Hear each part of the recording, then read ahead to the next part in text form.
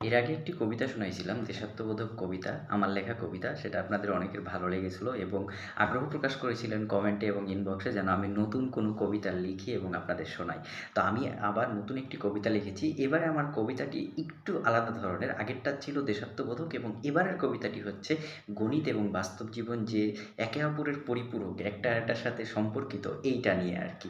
আপনারা এই গণিতে যে আমরা যোগ বিয়োগ গুণ ভাগ যে কথাগুলো উচ্চারণ করি, এইগুলো দিয়ে যে বাস্তব জীবনটাই আমাদের রিলেটেড, এই বিষয়গুলো আসলে ব্যাখ্যা করা হয়েছে এই কবিতার মাধ্যমে। আশা করি আপনাদের ভালো লাগবে এবং কেমন লাগবে অবশ্যই আমাকে জানাবেন।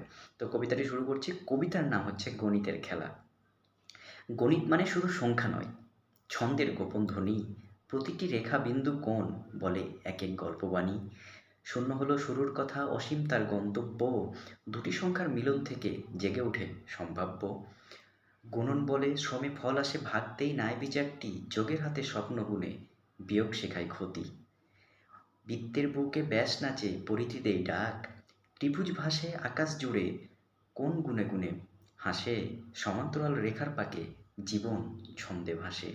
বীজগণিতের অঙ্ক পথে লুকিয়ে কত খেলা, সমীকরণের প্রতিটি বাধা খুলে নতুন মেলা।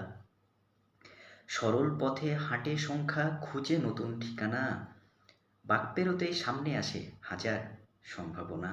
অসংখ্য গুণিতক জুটে গোপন গানের তালে, বর্গমূল হাঁটে ভগ্নাংশের দলে।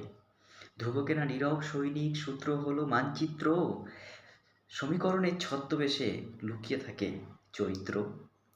গাণিতিক এই কাব্যপথে হাঁটছে সময় ধীরে, প্রত্যেক ধাপে মিলছে উত্তর নতুন প্রশ্ন ঘিরে। গণিত শিখায় ভাবতে ভিন্ন, ভাঙতে ভুলের বাঁধ, সংখ্যার সাথে পথ চলাতে মিলবে জয়ের স্বাদ। আশা করি আমার কবিতাটি অবশ্যই ভালো লেগেছে। তারপরেও কমেন্ট বক্সে সবাই জানাবেন যে আমার কবিতাটি আসলে কেমন লেগেছে। ধন্যবাদ সকলকে।